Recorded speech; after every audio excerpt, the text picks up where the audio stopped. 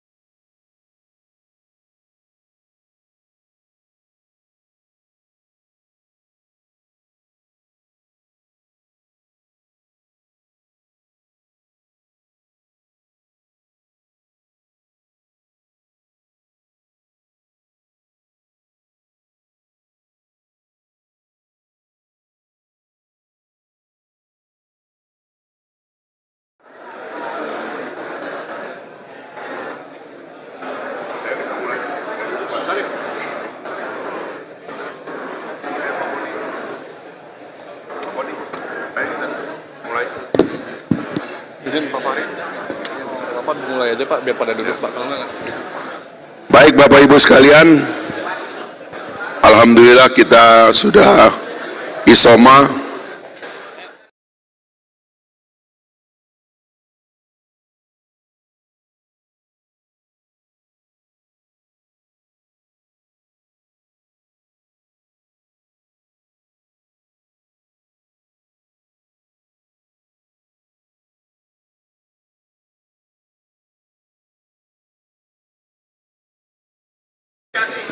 Ayo, mulai aja kita ngomong.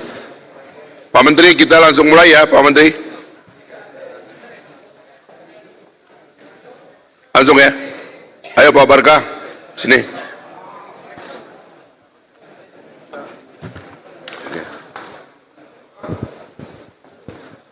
Terima kasih.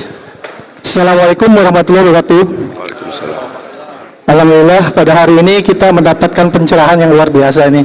Saya melihat semangat daripada kementerian yang baru ini sangat luar biasa dan apresiasi kami apa yang telah dijalankan dalam waktu singkat ini. Sebenarnya kemarin saya ingin memberikan masukan tentang apartemen yang di Pasar Rumput, tapi ternyata sudah jalan nih, luar biasa. Satu lagi mungkin Ranca Cili Pak di Bandung Pak, bisa dicek Pak, Ya. Ranca Cili. Yang pertama ingin saya sampaikan bahwa benar yang sampaikan tadi bahwa yang paling berat di dalam perumahan ini perizinan Pak. Jadi kalau kita katakan rumah sederhana, peraturannya memang harus disederhanakan. Nah ini tadi betul sudah ada dibuat akan dipercepat, tapi harus jelas Pak. Perizinan ini berapa perizinannya. Untuk gambaran selama ini dari kita membebaskan lahan, selesai membebaskan lahan, sampai kita mempersiapkan proyek 6 bulan Pak. Itu kan dalam waktu yang cukup banyak. Yang kedua ingin kami sampaikan di sini bahwa sebetulnya sejak kami mendirikan PI ini baru 7 tahun Pak, tapi sekarang udah hampir sejajar dengan yang 27 tahun atau 52 tahun. Kami punya tagline 1 hektar 1 kecamatan. Pada saat itu mungkin out of the box gitu ya. Tapi waktu itu Pak Dirjen dan saya pernah sampaikan juga ke Pak Burhanuddin Abdullah, program ini sebetulnya sangat selaras dengan yang dipikirkan sekarang. pada saat orang lain berpikir di kota, justru kita berpikir sejak awal harus di desa. Nah ini mungkin nanti saya pikir waktunya nggak cukup. Pada saatnya kami akan bertemu dengan kementerian maupun Satgas untuk menyampaikan ide-ide ini. Yang kedua tadi mungkin masukan kita tentang tadi Pak Menteri mengatakan nih apa nih masuknya ya perumahan swadaya. Sebetulnya boleh katakan perumahan khusus Pak, bukan hanya swadaya tapi ada rutilahu. Bahkan saya usulkan ada rumah inti tumbuh. Nanti konsepnya akan kami sampaikan. Mudah-mudahan ini bisa jadi masukan. Baik. Dan yang kami harapkan kita ini sama-sama berpikir untuk kemajuan bangsa, khususnya untuk masyarakat mengenai perumahan. Maka kami berharap keterbukaan bersama, kami siap untuk memberikan masukan dan mudah-mudahan dengan apa yang niat baik, saya pikir kita bisa jalankan baik. Semoga Allah meridhoi segala kebaikan. Assalamualaikum warahmatullahi wabarakatuh. Waalaikumsalam. Terima kasih. Pak Herman mau ditambah lanjutan? Ayo Pak, ayo Pak. Mungkin ada tambahan sedikit aja 1 menit, mohon maaf. Jadi tadi juga Pak Menteri kan mengatakan bahwa mau mereduce cost. Kalau kita lihat dari komponen cost, dari 100% itu 20%, 17 sampai 18% itu dipajak. PPHTB, PPN, PPH, PPN memang FRPP tidak, tapi yang di Jabodetabek kena PPN. Padahal itu rumah sederhana. Jadi 17 sampai 20% ada di pajak, 7 sampai 8% itu ada di karena izinnya terlambat, akhirnya kita bayar bunga. Jadi sisa yang sebetulnya untuk pembangunan itu cuma 75%. Dari 75% untuk tanah itu 40%. Untuk infrastruktur kira-kira 15% dan untuk bangunan kira-kira 55%. Sehingga kalau mau di reduce cost yang mana, misalnya pajaknya hilang, maka dia tinggal 80%. Izinnya dipercepat, maka dia tinggal 70%. Tanahnya diambil dari tanah sitaan, maka sebetulnya cost-nya ini cuma 40 sampai 55%. Nah, ini yang supaya bisa dilihat mana yang mau dibuang. Langsung aja Pak ya. Saya justru mau kasih contoh, berdiri ya Pak, berdiri ya Pak. Ya. Saya mau kasih contoh, doain saya lah, bagaimana tanah-tanah sitaan ini ataupun tanah negara bisa sebagian menjadi milik rakyat. Karena saya udah pelajari itu Pak, walaupun belum sedetail Bapak, jadi saya senang dengarnya. Ya, jadi tadi kan tanah 40% ya Pak? Ya 40% dari 75%. Karena kita kan dari 100 diambil dulu di pajak. Ya, berarti 40 dari 75%. Iya. Berarti kira-kira 55%. 30% Pak. 30%, pajaknya 20%, lalu Ya. bunganya. Jadi kalau komponen tanah sama pajak sama izin beres. Iya. Itu kita tinggal sisa tinggal 60%, 50%. Bapak jadi pengusaha udah berapa lama? Saya dari tahun 83, malu kalau ngomong. Oke. Punglinya berapa persen? Gimana? Punglinya berapa persen? Ya. Hah? Ngaku Pak Herman. Enggak, tadi kan saya bilang Pak. Bapak jawab pertanyaan saya aja. Jadi Bapak juga mesti ajarin saya supaya nggak ada pungli lagi di sini gimana? Ya? Setuju. Nah, setuju kan? Kalau Tapi ngomongnya Bapak di depan forum besok izin saya nggak keluar semua Waduh, Pak. Bapak lapor sama saya Pak. Lapor saya ya. Lapor saya ya Pak ya. Kalau bisik-bisik berani ya. Lapor Kalau saya di forum. ya. Pak, telepon saya 0811 22 4235. 0811 22 4235. Ya? Iya Pak. Jadi Bapak juga belum jujur karena Bapak nggak berani ngomong itu ya. Jadi nanti Bapak tolong sampaikan ke saya. Di Indonesia ini repotnya kita ngomong yang benar itu minta maaf atau nggak berani, Pak. Ya, maaf nih sejujurnya begitu. Repot kan? Nah, jadi Pak, ini dua orang ini lebih berani dari saya sebenarnya, Pak. Iya. Coba dia lagi ngerem-ngerem dulu gitu ya. Nah, jadi Pak, tolong ya teman-teman ya. Udah jelas ya niat kita, komitmen kita. Tolong aku dikasih tahu. Ya. Kalau yang buat punglinya berapa, Bapak belum lagi ngomong yang efisiensi Pak. Ini terakhir-terakhir Pak, kalau Pak Prabowo bilang sama saya, APBN itu kebocorannya 40%. Ngeri nggak Pak?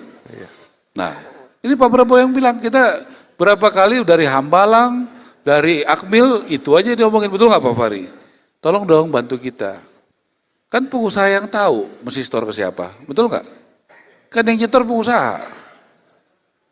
Benar nggak? Coba lihat muka saya, benar nggak? Iya betul. Nah ya, jadi Kita seneng ya Dok. Ya. Menterinya sama wakilnya gede-gede, coba kita lihat. ya Pak, jadi kalau boleh Bapak bantu Pak. Pasti, Negara pasti ini Pak. lebih baik. Kenapa ujung-ujungnya Pak? Kalau kos-kos ilegal itu kita hilangkan, yang untung kan rakyat Indonesia Pak. Pasti. Betul Pak. Jadi Bapak tolong kalau mau berubah, ayo deh kita berubah, jangan setengah hati, tapi sepenuh hati ya. Jangan tanggung berubahnya. Dan Saya nggak mau dengar Pak terakhir ya, maaf. Saya nggak mau ngorek-ngorek masa lalu ya. Yang masa lalu udahlah ya gitu ya. Saya mau bicara ke depan. Itu ya. Itu aja. Jadi yang masa lalu non-performing loan untuk rumah sederhana Pak, itu paling kecil. Jadi karena itu rumah dia satu-satunya, dia nggak mungkin nggak bayar. Jadi kalau tanya BTN, NPL-nya paling kecil tuh rumah sederhana. Pak, itu saya setuju Pak. Makanya saya bilang di RUT BTN, bagaimana dari 300.000 jadi 1 juta. Apa yang saya harus lakukan? Salah satu nanti motor besar saya adalah BTN. Makanya saya udah ketemu di RUT, di RUT. Apa yang bisa saya bantu supaya kau bisa 1 juta? Kan gitu. Itu aja tanya di RUT-nya itu. Nanti ketemu sama saya dia mesti jelaskan 1, 2, 3, 4. Kita bantu. Kita nggak mau so tahu kok.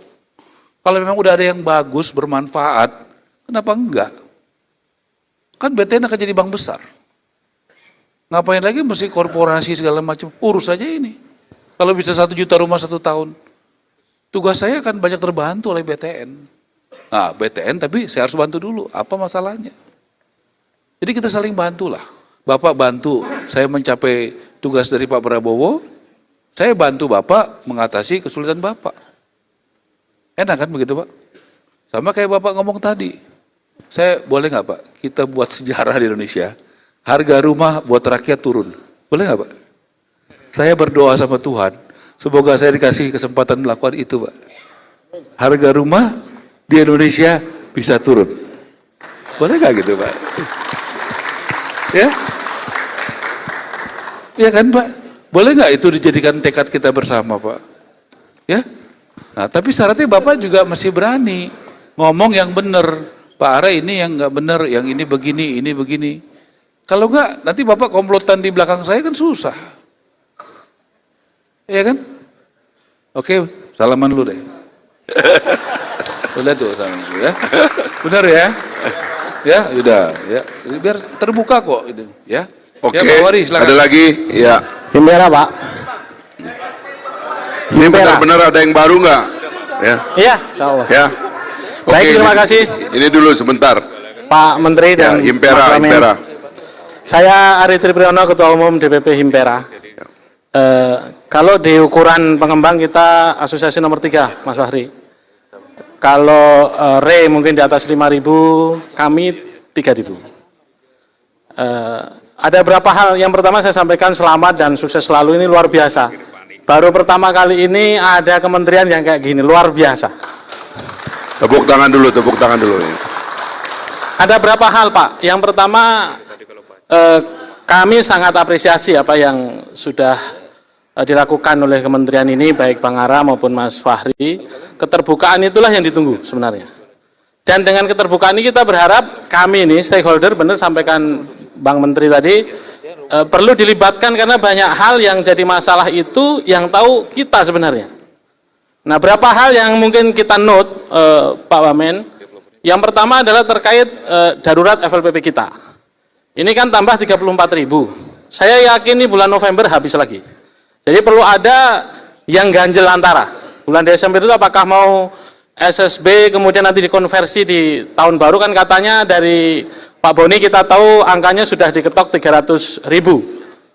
Bahkan mungkin akan lebih. Nah, itu sangat cukup untuk mungkin kekurangan beberapa bulan terakhir ini. Ini hal pertama.